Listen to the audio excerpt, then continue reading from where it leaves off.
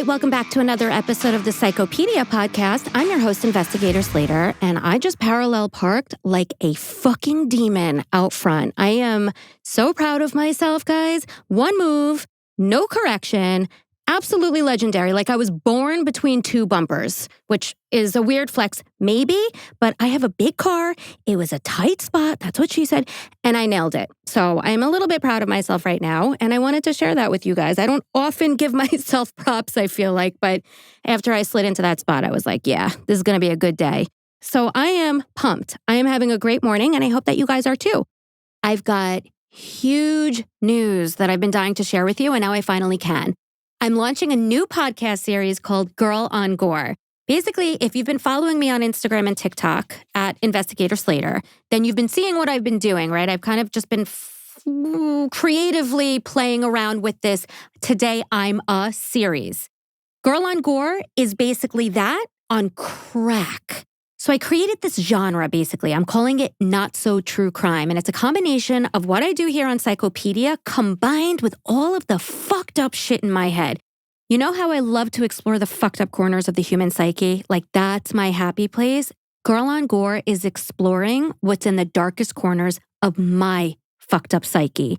It's dark and it's gross and it's absurd, but it is also absolutely fascinating and criminologically driven. You have to check it out. Episodes are going to start dropping every Monday in the main feed starting July 28th.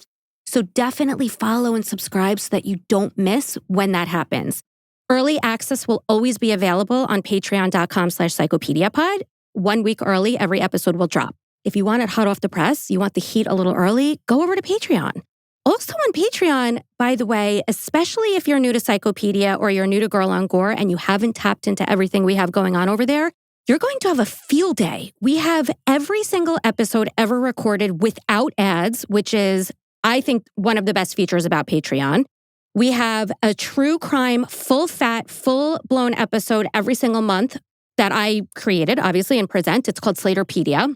And then we also have twice a month episodes where I invite you guys, guests, to be my guest co-host and to record the episode with me. So number one, if you want to listen to that, you want to listen to your peers weighing in on cases, which is really interesting, it's on Patreon. And also, if you want to be my guest, co-host, join Patreon, the Semen Demon tier, and sign up, and we can hang out.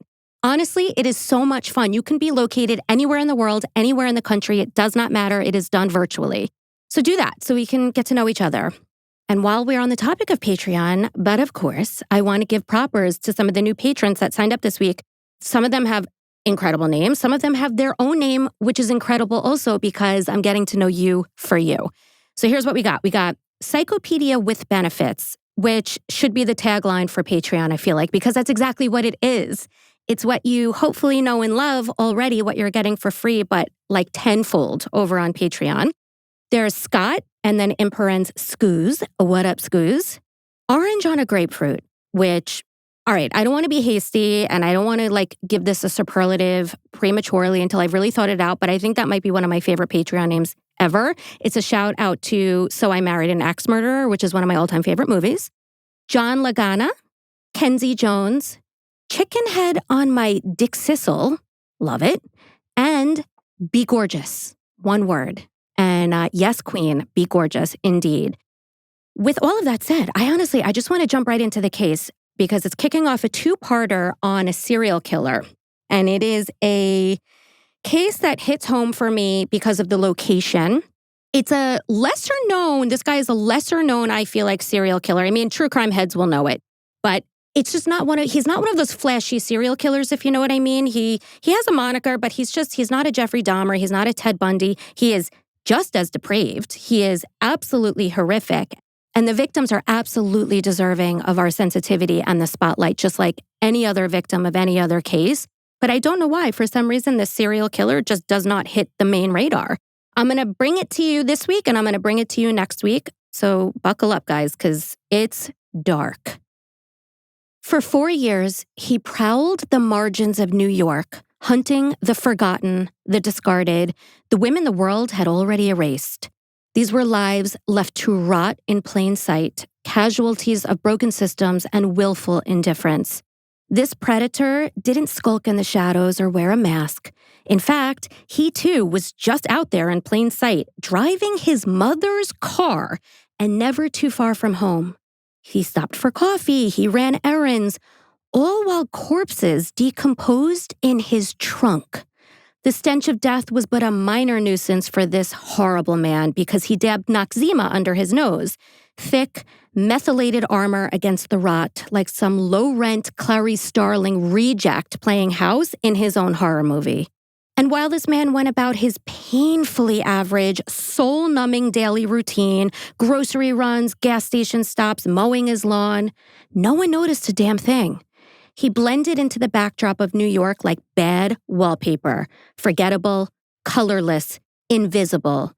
By day, he was just another unremarkable face in the crowd.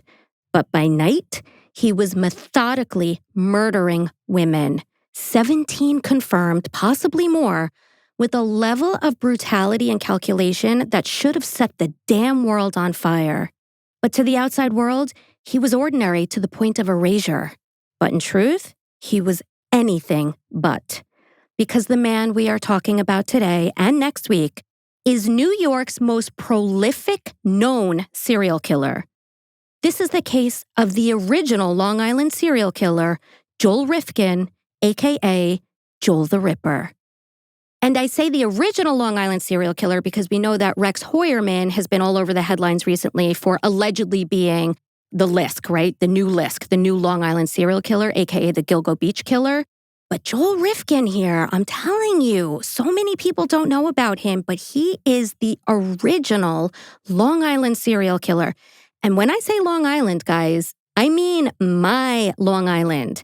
The same stretch of suburbs where I grew up walking to the drugstore for candy and now take my kids out for ice cream. The same roads that he prowled looking for his next victim, I've driven to job interviews, baby showers, backyard barbecues. So this case doesn't just hit close to home, it is home. A stark, bone-deep reminder that the darkest things aren't always lurking in shadows. They're weaving through the same neighborhoods where you feel safest. On that comforting note, let's dive in. Joel David Rifkin was born on January 20th, 1959, the unplanned and sadly unwanted child of two young college students. On Valentine's Day of that year, the couple made the decision to give their baby up for adoption, and Joel was taken in by Bernard and Jean Rifkin, a kind-hearted Jewish couple from upstate New York who had no biological children of their own. And I mentioned that they were Jewish for a reason. The adoption agency they worked with specifically placed Jewish-born children with Jewish families, which makes Joel Rifkin one of the only known Jewish-born serial killers, aside from Harvey Glattman, aka the Glamour Girl Slayer, who we covered. We called that two-parter Pinup Predators, Part 1 and Part 2. So, l'chaim, I guess. Joel's father, Bernard, was a structural engineer, and his mother, Jean, was a former college art teacher and photography enthusiast. And they gave him a new name when they adopted him, a new home, of course, and in 1962, an adopted sister named Jan. In 1965, the family relocated from Rockland County to the quiet suburbs of East Meadow, Long Island, where they appeared to live the picture-perfect life of a normal family. Home videos show loving parents pulling toddler Joel on a sled in the snow, holding and kissing him near the ocean at the beach. He's one of the rare serial killers who didn't have the typical background of parental or familial trauma or abuse. That said, though, Joel was not spared trauma and abuse altogether, because he was relentlessly bullied by his peers day in and day out, enduring wounds that no one could see, but which would eventually help to shape the serial killer he would become. From the moment Joel stepped into Prospect Avenue Elementary School, he was marked as quote-unquote different, and every single person there knew it. His gait was sluggish, his posture caved in like he was trying to fold in on himself, and his voice barely rose above a whisper. Like, even speaking felt like trespassing for him, you know what I mean? The other kids didn't just notice, they pounced.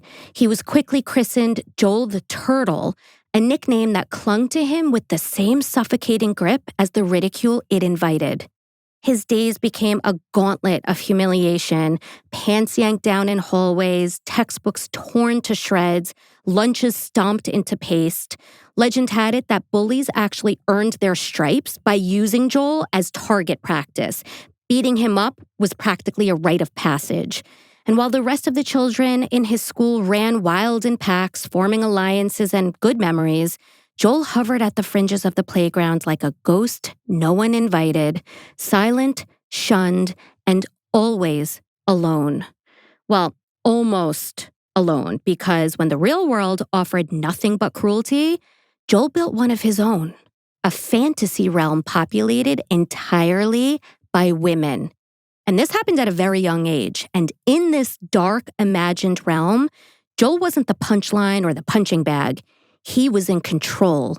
And disturbingly early on, those fantasies turned violent, including torture, domination.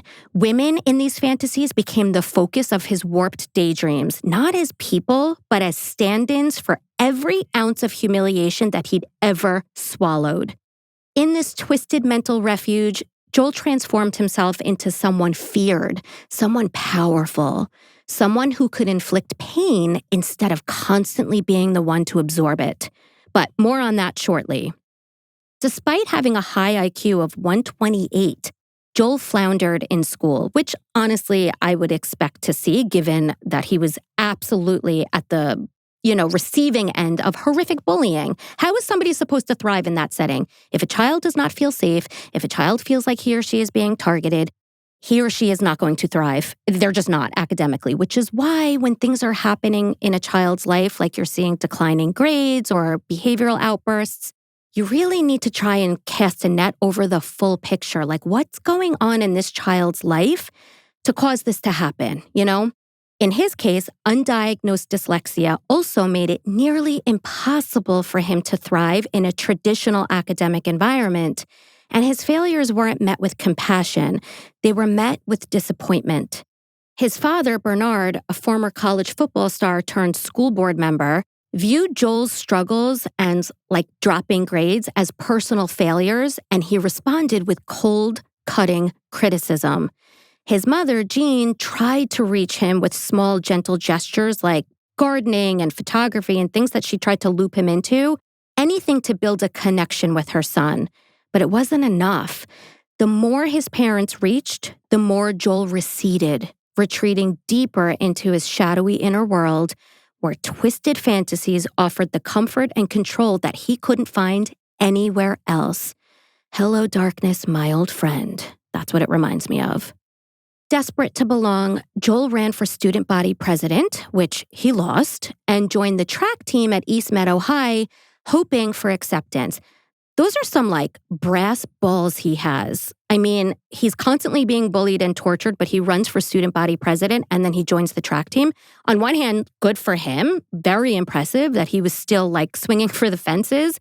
But also, I feel like you're putting yourself in the line of fire a little bit by doing that. I don't judge him. I think honestly, I'm swaying more towards good for him for going for it, but a bold move, I'll say, because he faced continued and relentless humiliation on the track team. His teammates called him lard ass, stole his clothing, shoved his head in toilets like old school swirlies, and once even stuffed a dead chicken into his mouth. And Joel never fought back. He just took it. Even worse, he tried to win his classmates' approval and would invite them over for beer, as if friendship and protection could be bought. Meanwhile, somehow, amidst the relentless bullying, Joel managed to get a girlfriend, which, I'm patting him on the back for that. Not really, by the way. I will never pat Joel Rifkin on the back, but pretty impressive that he scored a girlfriend. However, instead of a girlfriend giving him a shred of social capital, it instead made him an even bigger target because the bullies now had a renewed sense of purpose, and that was to destroy Joel's relationship. They knew that he worked part-time at the library and that his girlfriend would meet him there after his shift. So one afternoon, the track team lie in wait outside with eggs and shaving cream like it was some deranged pep rally or Halloween. I don't know if that happens, by the way, outside of New York on Halloween. In New York, definitely on Long Island, kids, like they run around the neighborhood with eggs and shaving cream, toilet paper, and they just fucking destroy other kids and houses. That definitely happens everywhere. I don't know why I'm acting like this is maybe just a New York thing. I just know that like Halloween for a lot of kids was a very scary day. When Joel stepped outside of the library after working his shift, right, and he was ready to meet his girlfriend, the track team absolutely annihilated him and they pelted him with eggs, they covered him in foam, and they just laughed like a pack of fucking feral hyenas. I hate kids sometimes. I hate bullies. The level of cruelty and the calculated nature of what they are doing is so disturbing. Also, mean kids are scary. Like still, as an adult, mean kids to this day scare the shit out of me. But Joel's girlfriend, mind you, not only did she not step in or scream or cry or whatever, she laughed. She fucking laughed right along with those motherfucking bullies. And just like that, Joel's romance ended in humiliation, and his misery continued. But then, Joel's parents did something. They gave him a car, a coming-of-age kind of gesture that was intended to offer him some salvation, a ticket out of the isolation, out of the shame, a psychological erosion that had hitherto, nice, defined his adolescence. But the car did none of that. Instead, it quickly became a burgeoning predator's chariot. It literally transformed into a vessel for Joel's darkest, most deviant fantasies, an extension of the storm that was building inside of his mind. And that timing, by the way, wasn't incidental. Late adolescence is often when latent pathologies intensify, when unresolved trauma, social failure, and neurological vulnerability start to harden into something far more dangerous, which is why early intervention is critical, because once the descent begins, it becomes incredibly difficult to reverse. So Joel Rifkin now has a car. It's not doing for him what his parents thought it was going to do, but it's doing something else entirely. He would cruise through Hempstead, which is the town in which East Hempstead is located. East Hempstead is where he lives with his family. He would cruise through the streets alone, a time in which he was safe from the bullies, and he would wind into the shadowy streets of Manhattan, his eyes cold and vacant, scanning for sex workers to fuel a growing need inside of him. So we're obviously seeing an escalation here, right? And it's happening pretty young. Each night, the fantasies grew more and more twisted in nature as he drove around, more grotesque, images of bondage, rape, brutal control, and disturbing gladiator-style fights to the death between women consumed his sexually violent mind. In Joel's fantasy world, women were sex slaves. He would pierce their bodies with darts and arrows, reflecting his now growing fetish for penetrating skin with sharp objects, which is a fetish referred to as what, guys? This isn't a pop quiz. This is just something that I feel like you should know by now. No shade if you don't. I'm going to tell you. It's called picorism, and we've covered it a bunch of times so far in Psychopedia. In Joel's horrific fantasies, and this is both interesting and very psychologically telling, the women in his mind never screamed. They never fought. They never resisted. They just took his punishment. And what this tells us is two things, okay? One, Joel Rifkin never saw his victims, imagined or later on real, as human beings. They were merely objects. And two, his victims' silence meant power. Silence was godlike. It was the sound of complete and utter control, his control. And that was Joel's ultimate high. Pop quiz. Around this time, what did Joel become absolutely fixated on? A, setting small fires in crowded areas. B, Alfred Hitchcock's film Frenzy, which is a film that somewhat echoed the twisted legacy of Jack the Ripper. Or C, coming up with flashy rapist names for himself, monikers to match the infamy that he fantasized about earning. Okay, 5 seconds, guys, go.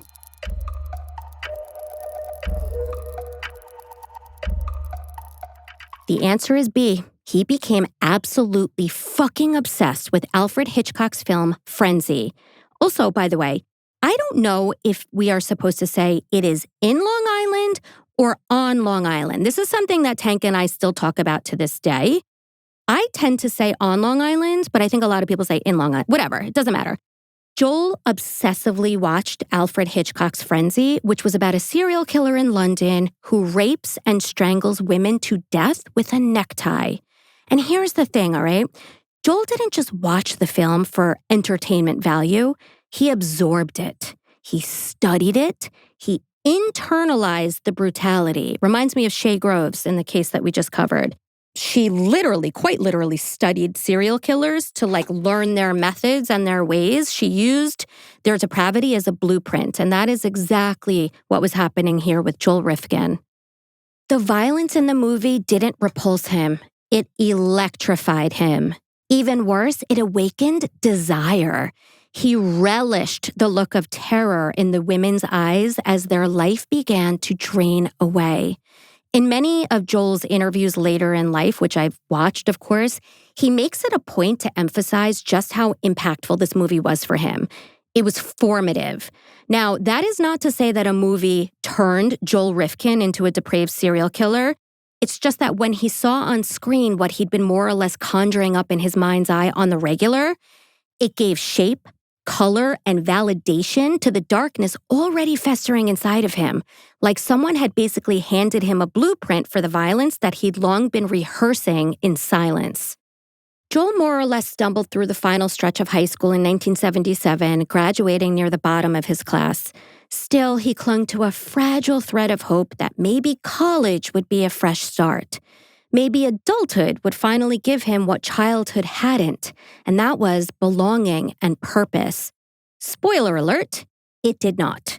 It just further unraveled and developed a full-blown addiction to transactional sex with sex workers, one in which had him spending $20 to $30 a night, almost every night, on their services as he cruised around in his car fantasizing about strangulation. So I want you to think about where we are in the timeline at this point. He just graduated high school. He is still in many ways, I'm not going to say a child because, 18 years old isn't a child, but he is so young to have developed such an addiction to sex workers at this point. But of course, obviously something so much darker was festering. Because at this remarkably young age, Joel Rifkin developed a compulsive dependency on transactional sex. So it wasn't just he enjoyed the physical component of it, it was compulsive. It was something he literally could not stop himself from doing.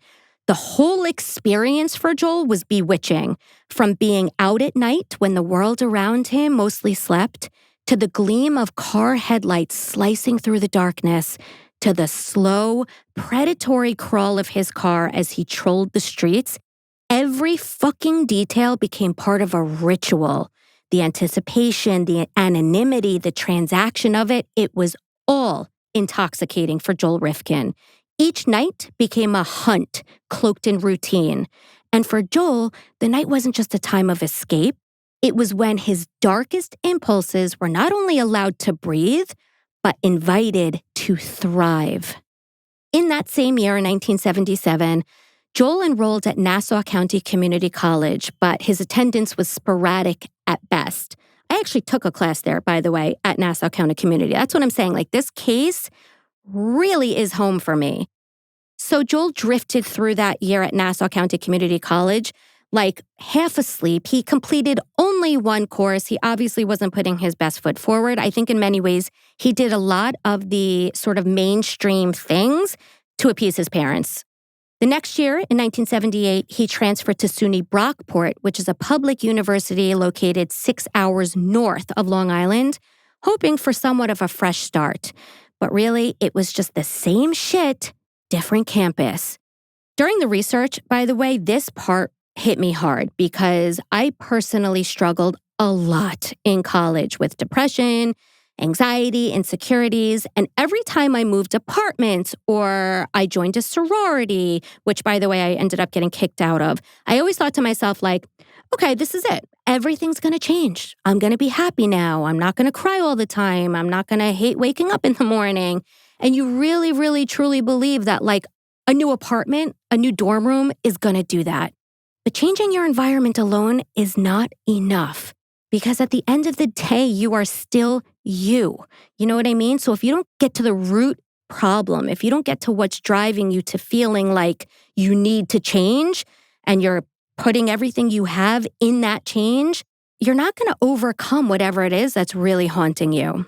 I'm not actually comparing myself to serial killer Joel Rifkin, by the way, but I do think it's important to acknowledge how easy it is to believe that changing your surroundings or your circumstances is going to fix everything. Because the truth is, unless you face the core of what's going on inside, nothing outside will ever truly change. You know what I mean? Not meaningfully, anyway. By 1980, Joel had completely dropped out of college. His life, which had barely begun really, was already crumbling on every front. He had girlfriends, but he still compulsively paid sex workers on a nightly basis for transactional sex because that was his compulsion. He drifted from one dead-end job to the next across Long Island, each stint shorter than the last. Employers complained about his odor, his disappearing acts, and the vacant stare that he would give people. Yet, Joel clung to the delusion that he was meant for something greater still. He filled notebooks with dark poetry that no one would ever read, took photos that led absolutely nowhere, and threw himself into gardening, a quiet little ritual that brought him fleeting peace, though never managed to actually touch the rot inside of him. Because it turns out having a green thumb doesn't make you any less of a psychotic weed.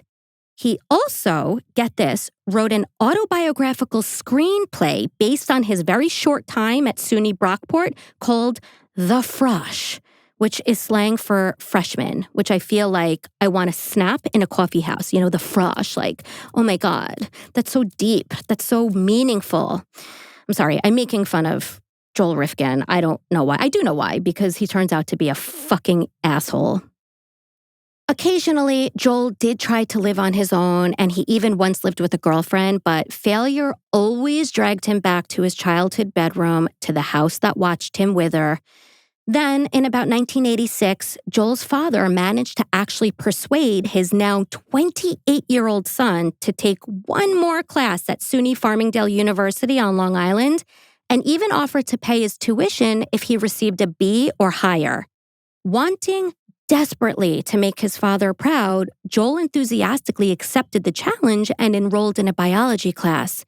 And sure enough, Joel scored a 90% on his midterm exam. Because remember, he has a high IQ. I think he's just obviously psychologically so tormented that he's not focused on academics. But it shows you here that when he is able to focus on it, what he's capable of. And he couldn't wait to tell Bernard, his father, about this score. However, sadly, by that point, Bernard had slipped into a coma after swallowing a fistful of barbiturates following a long and brutal battle with emphysema and prostate cancer. He actually died just one day later, and Joel felt that he was deprived of his shot at redemption to show his father that after 28 years of disappointing him, he still had potential. Years later, psychologists would actually point to this traumatic event as proof that Joel was a true psychopath, as the only way he viewed his father's death was as an event that ruined his own shot at happiness and redemption. In response to this assessment or this analysis, Joel later went on to explain that all he ever really wanted out of that experience was a hug from his dad. It wasn't necessarily redemption. It wasn't standing in the way of him feeling any type of real emotion about his father's death, although I don't think he actually had the capability of experiencing pure emotion and empathy. But Joel did state, quote, "This is one of the least understood things where I have been said to be very self-centered or very narcissistic and all of those other fancy words. If I succeeded with getting a good final grade, I would have got a hug. It would have been a meaningful hug," end quote. One thing I should mention about Joel Rifkin at this point, I don't have this in my script, but I want to mention it. He's always the victim. He's always putting himself on the side of history where the world is always against him and he is always pulling the shorter stick. You know what I mean? Obviously, he was bullied. That was very real. And what he experienced as a child, I personally empathize with. That said, everything that comes out of Joel Rifkin's mouth is like, what else was I supposed to do? This is how I reacted to being bullied. This is how I reacted to not being loved. He is always the victim, and he is always skating responsibility. So here he's saying all he really wanted was a hug from his dad, and that is why he was so sad that his dad died before he could tell him about his good grade. But still, I don't think he realizes that even saying all he wanted was a hug is still putting himself in the position of victim, right? Here his dad took his own life after battling a very painful disease, and Joel, all he wanted was a hug, and it's a shame that he swallowed a fistful of pills before he could give me that hug. You know what I mean? Like, I'm the one to feel sorry for here. Anyway, following Bernard's death, Joel fell into the deepest depression of his life, and he turned to sex workers for comfort. He'd been frequenting sex workers for a decade by this point, binging, as he referred to it, but now it was truly all he had.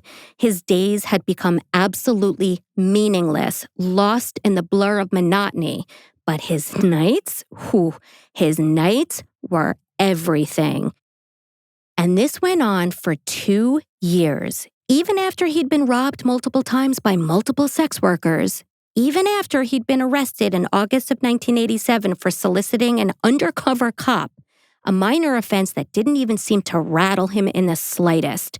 Rather, all of these things, being robbed by sex workers, being arrested, it made him sharper, smarter.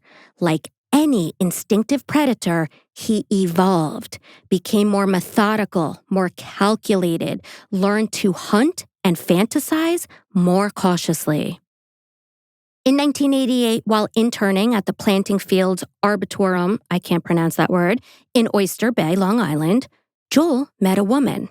Not one that he ever actually spoke to, but one in which he was deeply involved nonetheless.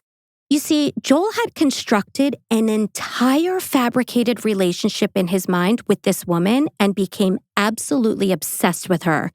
The problem for Joel was that, like most every other woman he'd ever encountered, she barely even registered his existence.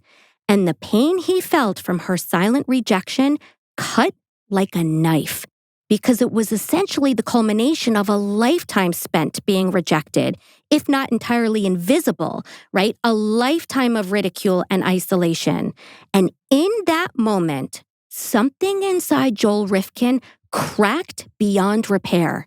His fantasy of gaining ultimate control through taking a life shifted now from a distant, twisted dream in his mind to a palpable need. And he didn't just snap, he planned, and he decided to finally turn his violent fantasies into a brutal reality. In March of 1989, 2 years to the month after his father's death, while his widowed mother, Jean, was conveniently out of town in Colorado, 30-year-old Joel made his move now that he finally had the opportunity to bring a sex worker back to his house. He was still living with his mom, by the way.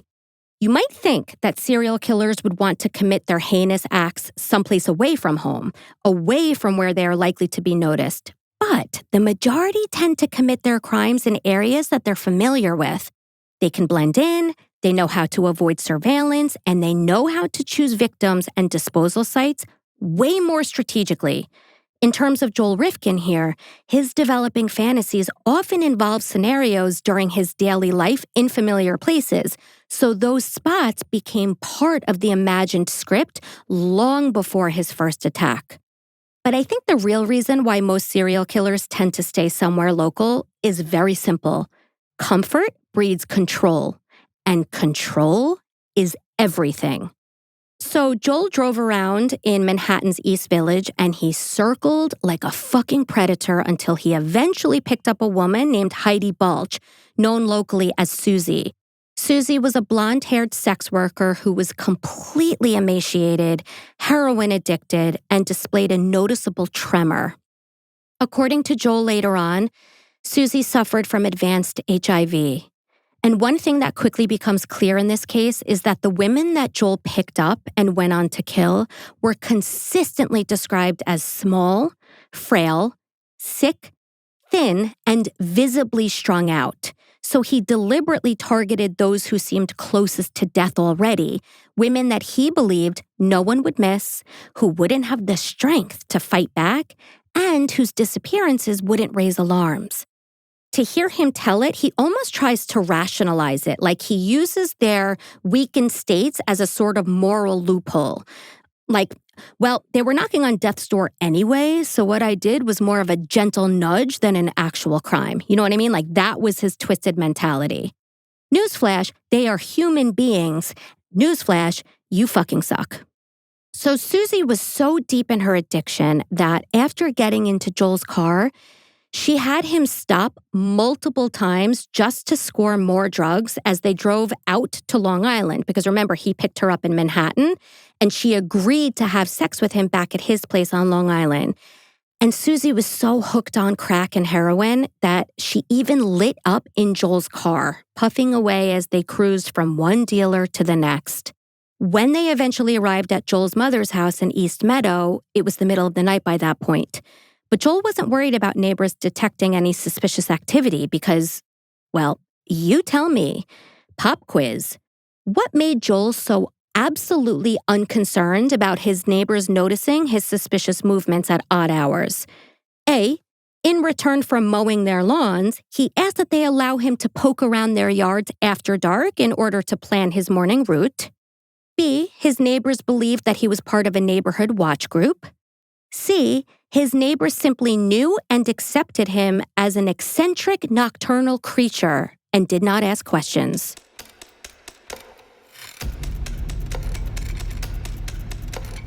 The answer is C. According to Joel, the neighbors just knew and accepted him as a quote-unquote eccentric nocturnal creature. Shout out to the future Patreon name, by the way. Once back at the house, Susie and Joel had what Joel described as a transactional encounter. Cold, detached, mechanical. There was no emotion, there was no real desire in the sex that they had. In fact, the moment it ended, Susie asked Joel if they could go out again to get more drugs. And sadly, that was the last thing that she would ever ask for. Because her singular obsession with getting high, rather than indulging in more sex with Joel or spending time with him while he sat and watched MTV, ignited something so dark within him. Side note, MTV in the late 1980s was the shit. I mean, I don't know how many of you watched it in real time or if you know what I'm talking about, but they made like legit music videos back then, which is something I did, by the way, with my twin sister and my brother. We made 3 music videos together. We have this like amusement park that was close to our house, which I still take my kids to this day. And they had this little mock studio, and we would lip sync to songs like Billy Joel's "We Didn't Start the Fire," the theme song to Dirty Dancing. We would, bring in some choreo. It was awesome. And our band's name, by the way, was Adam, which is my brother's name, Adam and the Cuties. So, try and top that. See if you can top that. So anyway, Joel was not just irritated by Susie's lack of interest in him. It was a surge of humiliation, a deep wound to his extremely fragile ego.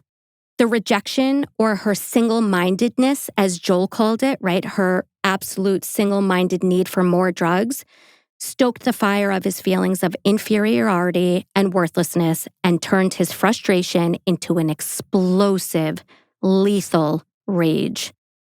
So, Joel reached down and picked up a howitzer shell that he'd recently purchased at a military flea market. It weighed about 10 pounds and was 18 inches long and 6 to 8 inches in diameter. Joel, who weighed about 170 pounds, brought the shell down on Susie's skull over and over and over again. As indicated by Joel, quote, "I was hitting her two-handed like a baseball bat. Sideways, up from the top, all different ways. I just lost control. and I stopped when I got tired, end quote.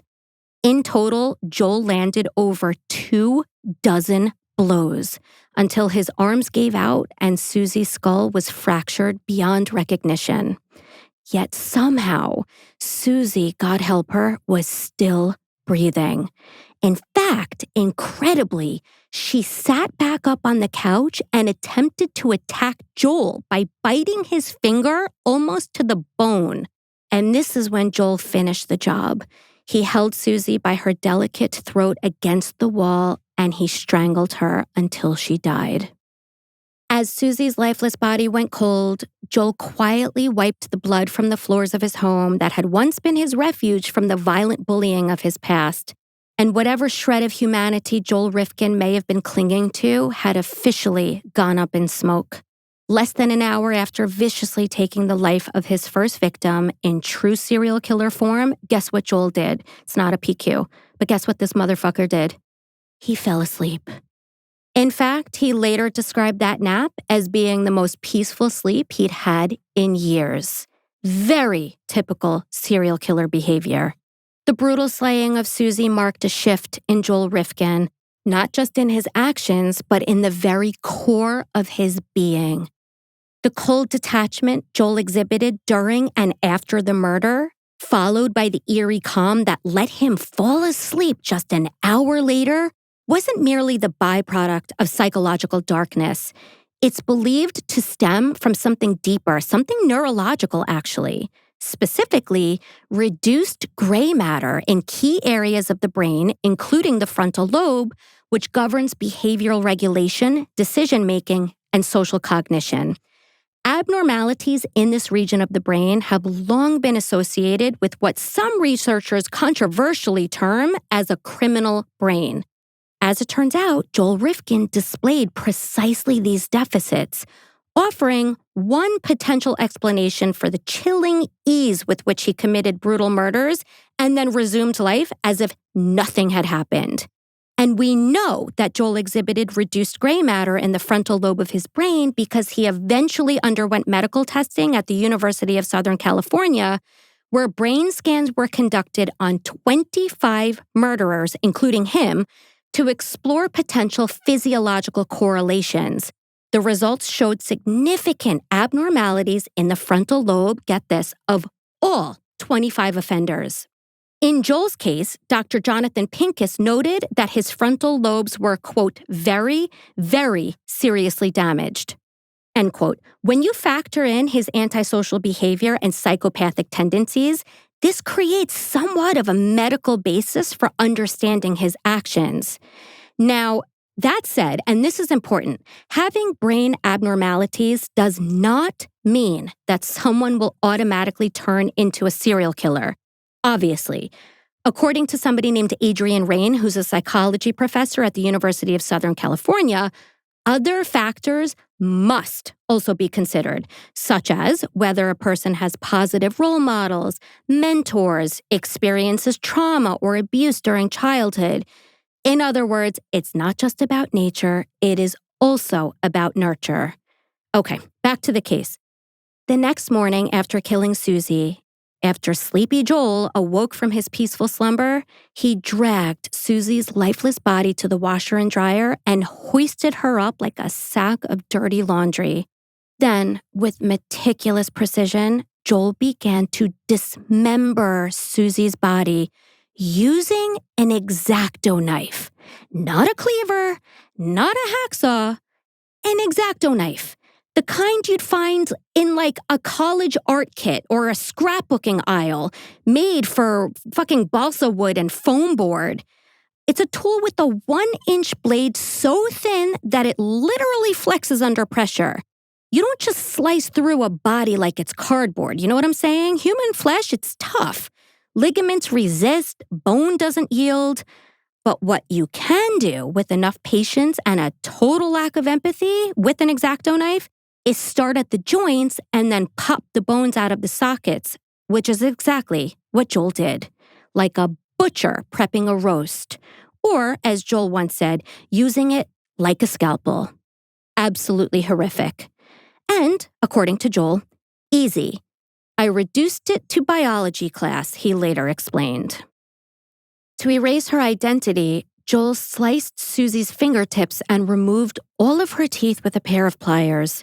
Then he decapitated her and hacked off her limbs, placing her severed head inside of a paint can and her arms and legs inside of 3-gallon garbage bags. Next came the disposal. Susie's head, sealed inside the paint can, was dropped a few hours away from New York City in a wooded area near Hopewell, New Jersey, while her torso, arms, and legs were discarded in the East River off Lower Manhattan like trash. And Joel really felt no remorse over what he'd done. Paranoia about being caught? Yes. But remorse? Shame? Guilt? Regret? Not even close. Because for once, he was a man in control. He had the power, as indicated by a retired NYPD sergeant who is considered an expert on serial killing, Joseph A. Pirano, quote, "Once Rifkin committed his first homicide, the monster, in effect, hatched," end quote. And we're going to circle back to that term monster in a bit, so put it on ice. Just a few days after Susie's horrific murder on March 5th, 1989, a golfer at Hopewell Valley Golf Club in New Jersey discovered the paint can containing her severed head tucked beneath the trees near the 7th hole because dipshit Rifkin thought that he put it really, really deep in a wooded area, but the schmuck put it on a fucking golf course. But that head in that paint can came with no name, no context, no leads. The press simply gave it a paragraph and moved on. In fact, no one even came forward to report Susie as missing until after Joel was eventually caught nearly 5 years later. And she wasn't actually identified until 2013. Police did try to reconstruct her face, though, after her head was discovered, and apparently there was one cop who really dedicated himself to finding out who she was back, when her head was found originally. But he was unsuccessful, so it took that many years to find out who she was. And Heidi Balch, a.k.a. Susie, the first of 17 murder victims claimed by Joel Rifkin, was erased. And Joel made a vow to himself after that he would never kill again.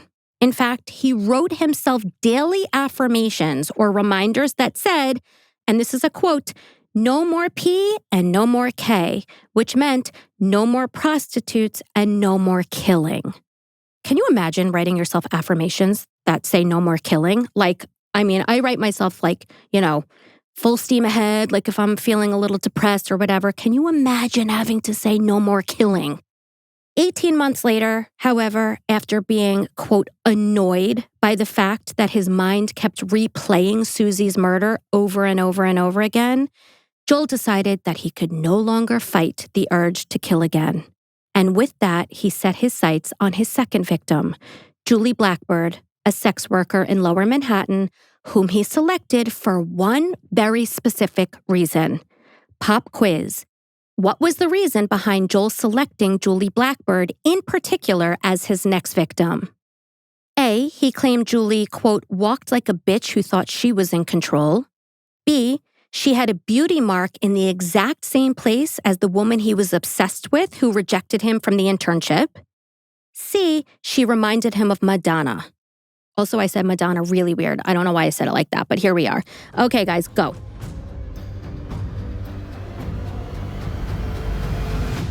The answer is C. She reminded him of Madonna. Blonde, iconic, confident, plastic bracelets. And hitherto, nice, untouchable. Just like before, Joel's mother was out of town, so he brought Julie back to the quiet house in East Meadow to spend the night, the same home where he'd bludgeoned, strangled, and dismembered Heidi Balch, a.k.a. Susie. After a night of sex, MTV, and fantasizing about killing Julie but holding back, Joel finally gave in to the urge that he could no longer resist. In a sudden burst of rage, he grabbed a discarded table leg from his mother's recent home remodeling and brutally attacked Julie, swinging it with wild, frenzied force until her body went still. Then he strangled her. At this point, Joel thought about sexually violating Julie's corpse in order to relive the euphoria of strangling her during sex, which is exactly what necrophiliacs do. In fact, having recently read about Ted Bundy, Joel felt momentarily inspired, if you will. However, something held him back. It wasn't guilt. It definitely was not shame or repulsion or anything like that. It definitely wasn't compassion.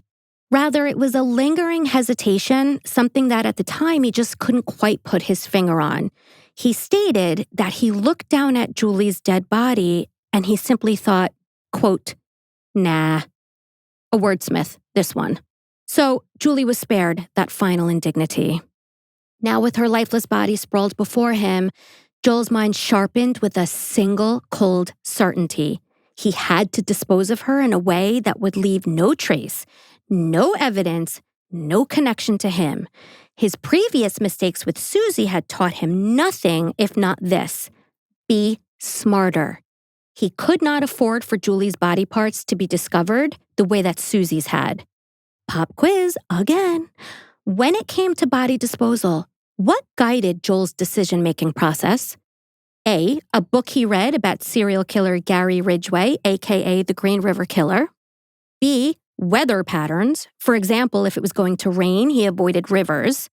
C, the amount of gas he had in his tank, which determined how far he could drive and where he could dump the body.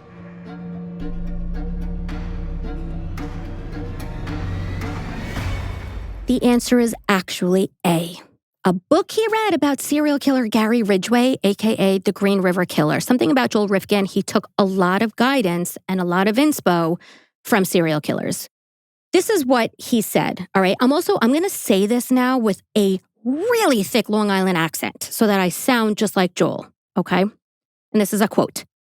I think I imitated what I read because a lot of what I told the psychiatrist is almost lifted page by page from the Green River book. He buried one, I buried one. He went from water to land, I went from water to land. He placed one by the airport, I placed one by the airport. He did things in clusters, I did things in clusters. End quote. I'm sure you're cringing on the other end of this microphone, but for me, that's like a Sunday dinner with my relatives. Even though they operated on opposite sides of the country, Gary Ridgway and Joel Rifkin, they were very similar in many ways. Certainly not in all ways, obviously, but their victimology was the same. They were both socially awkward men, unremarkable men who blended into suburbia. They both harbored sadistic fantasies and derived control and sexual satisfaction from murder. Actually, it's largely believed that Joel was also neurodivergent and possibly on the autism spectrum, as he never made eye contact, rarely made facial expressions, and struggled to understand the emotions of other people. That's obviously not to say that people who are not neurodivergent become serial killers. It's just we're going through potential theories and going through the makeup of Joel Rifkin, and that is a theory that's just part of his makeup. Both Joel Rifkin and Gary Ridgway developed deep internalized rage expressed through repeated, calculated killings. They evolved their disposal methods over time and evaded police for years. Gary Ridgway, during Rifkin's reign of terror, was the most investigated serial killer case in the world. And Joel kept his finger on the pulse of what the Green River Killer was doing at all times.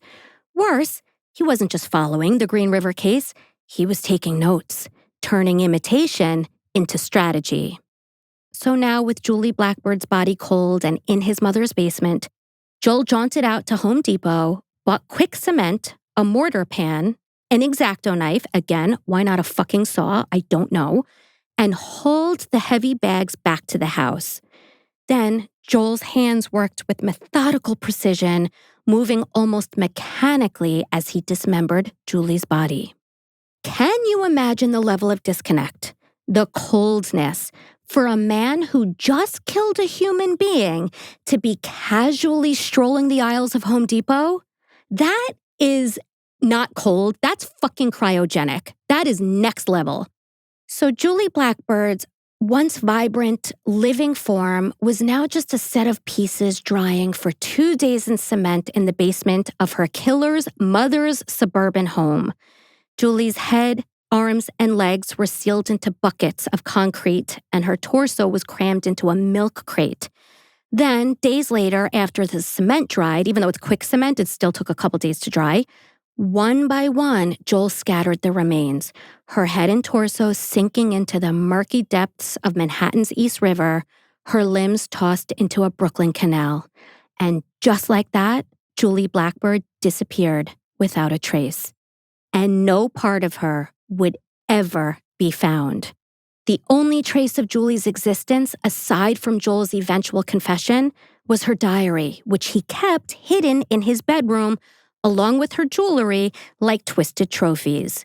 Another life extinguished and more keepsakes to remind Joel of his power and her silence. And once again, Joel had gotten away with murder. One of the key reasons that Joel Rifkin managed to evade capture for so long was the chaotic crime landscape of the late 80s and 90s. During this period, serial killings were on the rise, compounded by widespread drug-related violence and a surge of unsolved cases. The crack epidemic brought with it the highest murder rate in New York City history. And of course, this created a cloud of confusion and ambiguity within law enforcement. Many of Joel's victims, if not all, were crack-addicted sex workers, and unfortunately, these cases just didn't receive the attention they deserved because they were just sort of par for the course.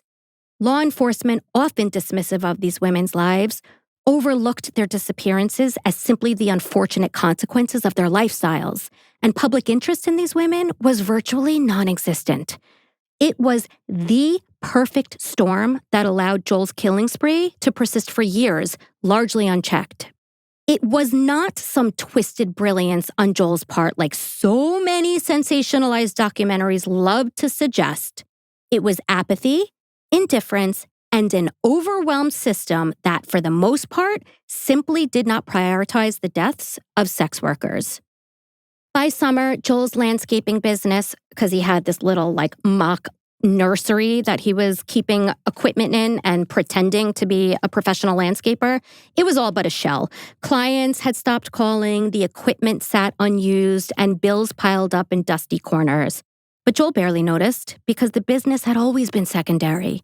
The real work, the only work that truly mattered, was murder. On July 13th, 1991, Joel picked up Barbara Jacobs, a petite 31-year-old woman with a troubled past, marked by sex work and auto theft. He brought her back to East Meadow, slipping into the familiar, well-worn pattern of sex, MTV, and sleep. As Barbara drifted off, lulled by the quiet, Joel struck her with the same table leg he'd used to murder Julie Blackbird. With brutal force, Joel shattered Barbara's skull before strangling her. This time, however, there was no X-Acto knife, no dismemberment, no blood-soaked tools to scrub clean. This time, for reasons even Joel cannot explain, he decided to wrap Barbara's body in plastic, fold her into a cardboard box, and load her into the back of his mother's 4-door blue Toyota sedan. I think the reason he didn't dismember her, honestly, is because he realized that he simply didn't have to. These women were not being prioritized by law enforcement even when they were being found, and most didn't even have anybody looking for them. So why go through all that? Why go through the mess and the headache and the physicality of it? Why not just do what he did next, which is, under the cover of darkness, park the car near a cement plant by the Hudson River and dump the remains? Pop quiz. What did Joel do next? A, pay a sex worker for oral sex. B, fall asleep in his car. C, set the car on fire.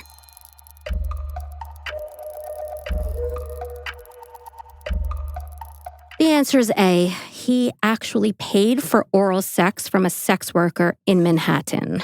I said Manhattan weird. It is what it is. On the drive home, Joel actually heard on the car radio news that Barbara's body had already been discovered, the one he just dumped into the Hudson River while getting a nighttime blowy. Because as fate would have it, firefighters conducting a training exercise nearby stumbled upon the body and pulled it from the river where the current carried it. But even this discovery, brutal in its coincidence, did not bring justice because the coroner took one glance at Barbara's criminal record and hastily concluded that her death was simply a drug overdose. No investigation, no public outrage, no law enforcement involvement. Just another discarded woman, another nameless face sent to Pottersfield Cemetery. Eventually, however, and thankfully, Barbara was indeed identified, and her father, determined to give her the dignity she deserved, had her remains exhumed and reburied in a Jewish cemetery on Long Island, far from the indignity of her unmarked grave. By September 1991, Joel Rifkin's killing spree was accelerating at a disturbing rate. The murders were becoming faster, more frantic, more brutal. At one point, Joel briefly entertained the thought of seeking counseling, not for any desire to change, mind you, but to be coached on how to stop so that he wouldn't run the risk of getting caught. Then he realized the absurdity of it. There's no 12-step program for serial killers. And murder, it wasn't covered under doctor-patient privilege, so silly me. What was I thinking? He just continued on with his depravity, escalating now in both frequency and intensity. And this is where we are going to conclude part 1 of our 2-part coverage on Joel Rifkin, aka Joel the Ripper.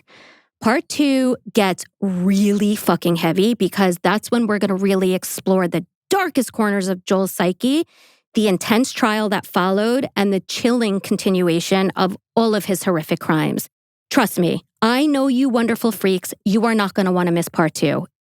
So I need to leave off with this ridiculous story because I was left in humiliation after this happened, and I'm hoping maybe people out there can just laugh with me so I can stop self-hating and feeling embarrassed every time I think about it. So the other day, I was going to get my eyelashes done, which, by the way, didn't happen. I didn't end up getting them done because I kept having panic attacks laying down on the bench with my eyes closed as she was starting to work on my eyelashes. I started feeling very claustrophobic.